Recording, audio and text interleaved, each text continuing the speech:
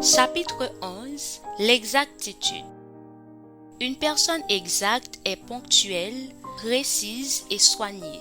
L'exactitude est la qualité d'une personne qui arrive à l'heure convenue. En ce sens, on parle de ponctualité.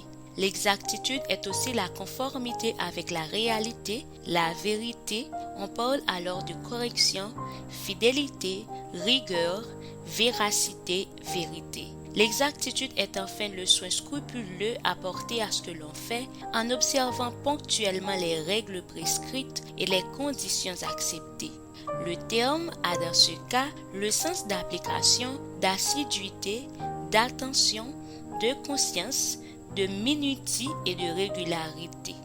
Il sera examiné ici 5 situations dans lesquelles il convient d'être exact: l'heure, les rendez-vous, les délais, la parole et l'action. Exactitude dans l'heure.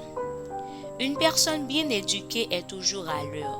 Ta position sociale élevée ou tes nombreuses occupations ne peuvent justifier ton retard.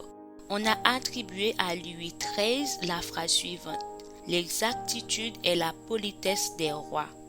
Une autorité doit être ponctuelle puisque c'est elle qui a fixé l'heure ou qui a donné son consentement à celle-ci. C'est un manque de respect pour toi-même et pour les autres, mais beaucoup plus pour toi-même que d'être en retard, surtout si tu es élevé en dignité du fait de ta fonction. Ton retard te fait perdre la dignité attachée à ta fonction. Les chefs de ton pays aiment se faire attendre, c'est ainsi qu'ils peuvent démontrer leur supériorité. Peut-être trouvent-ils qu'ils ne sont pas supérieurs sur les autres plans. Ils sont en train de s'avilir et d'avilir leur pays.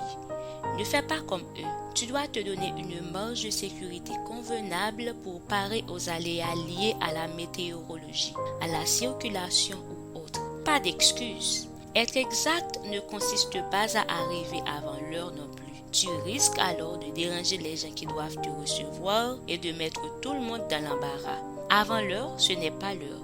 Il ne suffit pas de le répéter. Un pays ne peut pas fonctionner si ses dirigeants et ses citoyens ne sont pas ponctuels.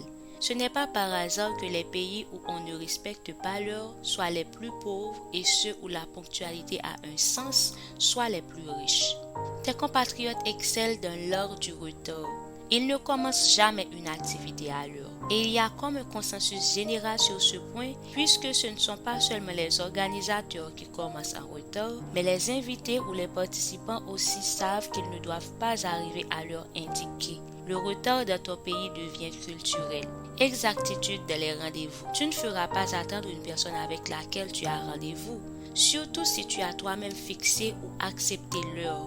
Il faut penser aux énormes sacrifices consentis par la personne pour être à l'heure.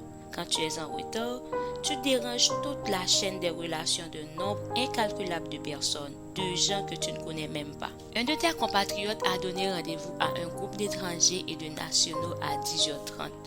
Tout naturellement, les étrangers se sont présentés à l'heure, les nationaux moyennement à 11h15. Le compatriote en question, qui est justement la personne clé de la rencontre, n'est toujours pas arrivé. L'un des nationaux qui avait aménagé la rencontre a appelé le compatriote retardataire au téléphone. Tiens-toi bien, le compatriote a répondu qu'il était en route vers l'aéroport international de la ville pour déposer un ami et qu'il viendra à coup sûr à la rencontre.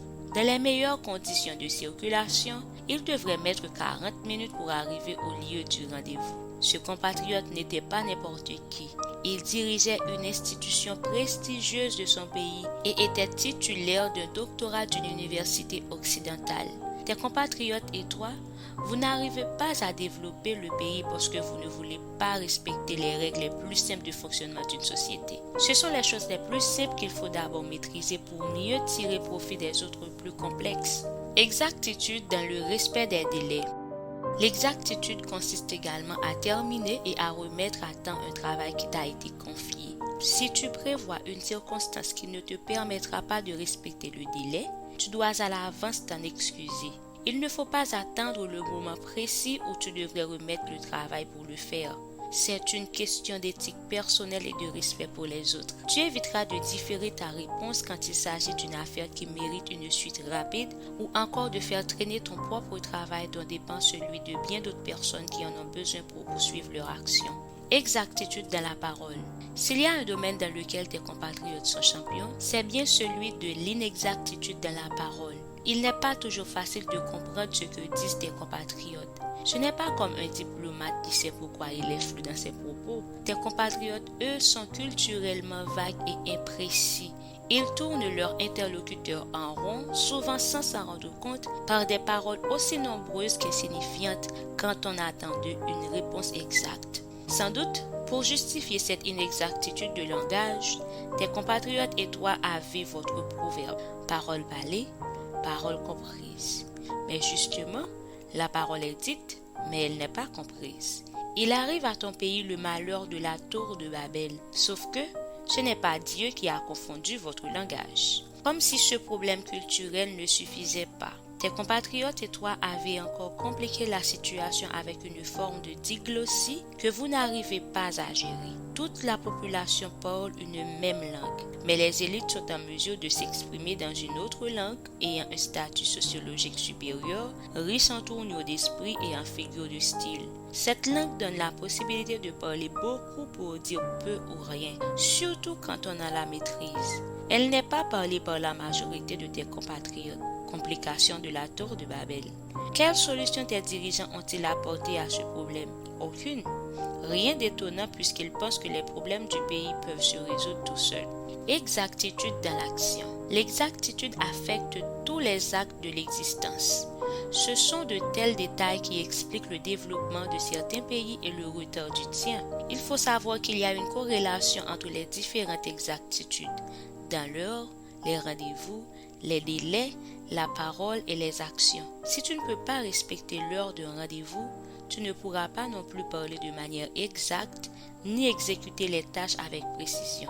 C'est le même cerveau qui fonctionne dans les différentes exactitudes. Il ne peut pas être exact dans un aspect et ne pas l'être dans un autre. Il faut t'exercer à exécuter ton travail avec minutie, lutter contre la culture de l'à peu près, de l'approximatif.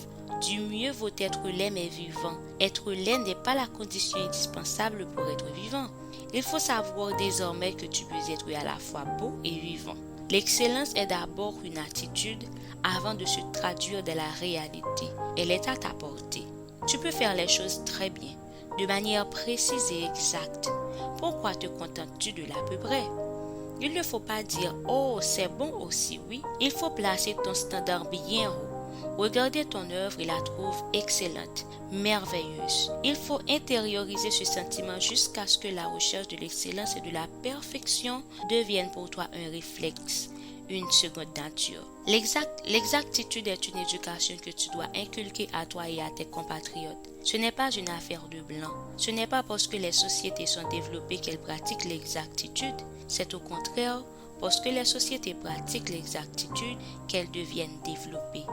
Ton pays amorcera son développement quand tes compatriotes et toi commencerez à respecter les rendez-vous et les délais que vous vous donnez et à poursuivre l'excellence et la perfection dans tout ce que vous faites.